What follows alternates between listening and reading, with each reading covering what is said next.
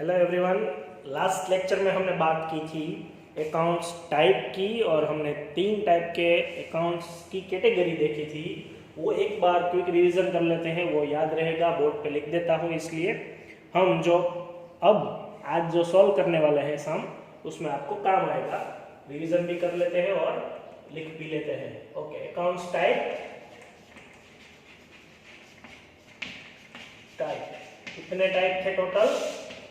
3 type थे और 3 में फर्स्ट हमारा टाइप था पर्सनल अकाउंट। दूसरा जो था वो था रियल और थर्ड था नॉमिनल। ये 3 टाइप थे, पर्सनल, रियल और नॉमिनल। रिवीजन एक बार क्विक रिवीजन कर लेते हैं कि कौन से टाइप का अकाउंट किस कैटेगरी में आता था, पर्सनल, रियल या नॉमिनल में। तो पर्सनल में कौन कौन से ट्रांजैक्शन आते, अकाउंट्स आते थे, वो समझ लीजिए। 2 बातें सब में याद रखने के लिए बोली थी मैंने। तो पर्सनल की जो 2 कैटेगरी है वो है लाइव पर्सन और आर्टिफिशियल पर्सन। 2 कैटेगरी इसमें याद रखनी है, लाइव पर्सन और आर्टिफिशियल पर्सन। लाइव में मतलब कोई भी इंसान का नाम, और आर्टिफिशियल पर्सन मतलब कोई भी फर्म, इंस्टीट्यूट, बैंक या कोई भी कंपनी का नाम। रियल में आपको 2 चीजें याद रखनी है, वो है असेट्स और गुड्स। असेट्स मतलब land, building, vehicle, machinery, furniture, और गुड्स मतलब 4 अकाउंट याद रखने हैं उसमें, परचेज, सेल्स, परचेज रिटर्न और सेल्स रिटर्न। नॉमिनल में आपको एक्सपेंस और इनकम 2 याद रखना है, मतलब एक्सपेंस या फिर लॉस भी बोल सकते हो आप, और इनकम या फिर प्रॉफिट या गेन भी बोल सकते हो आप। तो ऐसे 2 चीजें सब में याद रखनी है आपको। और एक्सेप्शनल केस थे, वो भी मैंने लिखवाए थे आपको। पर्सनल अकाउंट में आपको 2 चीजें ज्यादा याद रखनी है, एक है कैपिटल और ड्राइंग्स।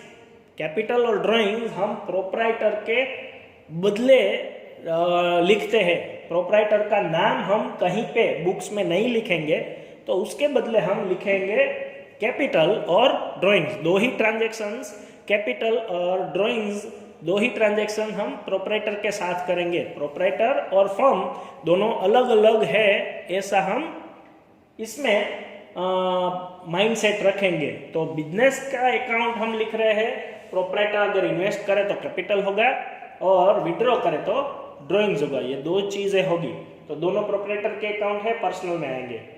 और 2 चीजें याद रखने के लिए बोला था, जिसमें आपको पता नहीं चलेगा कि किस में डालना है। तो लायबिलिटी के अकाउंट हम पर्सनल में डालेंगे और रिसीवेबल के अकाउंट हम रियल में डालेंगे। लायबिलिटी पर्सनल और रिसीवेबल रियल में। तो अब आपको पीडीएफ जो शेयर की थी उसमें इलिस्ट्रेशन नंबर 17 हम सोल्व करेंगे। उसमें एक लिस्ट है सिर्फ, वो लिस्ट जो है, लिस्ट के ऊपर से हम 2 उसमें आंसर लिखेंगे। अकाउंट नेम जो हमें क्वेश्चन में दिया गया है वो, उसके सामने हम लिखेंगे अकाउंट टाइप। सिर्फ ऐसे ही सोल्व करना है बस। अकाउंट नेम, उसके सामने अकाउंट टाइप। अकाउंट टाइप में हमें कौन से आंसर लिखने हैं? पर्सनल, रियल और नॉमिनल। इन तीनों में से कौन से टाइप का अकाउंट है वही सिर्फ हमें समझाना है, सिर्फ लिखना है। तो फर्स्ट ट्रांजैक्शन, फर्स्ट अकाउंट का नाम है राम, उसके अंदर लिखा है प्रोप्राइटर है वो। प्रोप्राइटर मतलब ओनर है वो। तो राम ओनर है, तो ओनर कौन सी कैटेगरी में आएगा? ओनर के बदले हम लिखते हैं कैपिटल या ड्राइंग्स, तो प्रोप्राइटर का अकाउंट आएगा पर्सनल में। ओके, तो ये ऐसे आंसर लिखने हैं सिर्फ पर्सनल अकाउंट। ओके, कैटेगरी हमें सिर्फ बतानी है कि ये कौन सी कैटेगरी में आएगा। सेकंड है रेंट। ओके, रेंट स्पेसिफाई करना पड़ता है कि रिसीव्ड है या रेंट पेड है, लेकिन अभी के लिए ये दोनों, मान लो कि ये पेड है या फिर रिसीव्ड है, दोनों एक इनकम होगी या फिर एक एक्सपेंस होगा। तो दोनों चीजें, एक्सपेंस और इनकम दोनों चीजें नॉमिनल में आती है, तो इसके सामने कैटेगरी कौन सी होगी, नॉमिनल। आगे जाके हमें स्पेसिफाई करेंगे वो लोग क्वेश्चन में कि ये रेंट पेड है या रिसीव्ड है। Okay. Third, purchase of goods. Purchase of goods, okay. Purchase account बोलो या फिर परचेज ऑफ गुड्स बोलो, दोनों एक ही हो गए। तो परचेज ऑफ गुड्स हमारे लिए क्या है, गुड्स के कोई भी अकाउंट हो वो हम रियल में डालेंगे, असेट्स और गुड्स दोनों रियल में डालेंगे, तो उसका आंसर होगा रियल अकाउंट। दोनों चीजें याद रखनी है, पर्सनल में, रियल में और नॉमिनल में। उसके हिसाब से जितनी प्रैक्टिस करोगे आप उतना आपको जल्दी आंसर माइंड में आएगा। कैश, फोर्थ हमारा अकाउंट है कैश। कैश अकाउंट मतलब कैश हमारे लिए असेट्स है, कैश हो या बैंक बैलेंस हो दोनों हमारे लिए असेट्स है। तो cash transaction, sorry cash account है वो आएगा असेट्स में, असेट्स मतलब रियल में, उसके सामने हम लिख देते हैं रियल अकाउंट। ओके। उसके बाद सेल्स अकाउंट है, अगेन सेल्स अकाउंट मतलब कौन सा आएगा आंसर, पर्सनल, रियल या नॉमिनल। तो सेल्स जो है वो गुड्स रिलेटेड अकाउंट है, परचेज, सेल्स, परचेज, रिटर्न या फिर सेल्स रिटर्न, चारों अकाउंट गुड्स रिलेटेड है और वो आएंगे रियल में, रियल अकाउंट में। ओके। उसके बाद इंटरेस्ट रिसीव्ड है, इंटरेस्ट रिसीव्ड।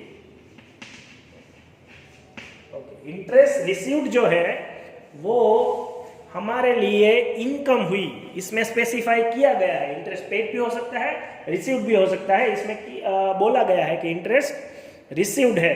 तो इंटरेस्ट रिसीव्ड है वो हमारे लिए इनकम होगी। इनकम हमारे लिए क्या है, नॉमिनल। ओके। एक्सपेंस हो या इनकम नॉमिनल में आएगा। ओके। उसके बाद है डेटर्स। ओके। डेटर्स किस में आएगा,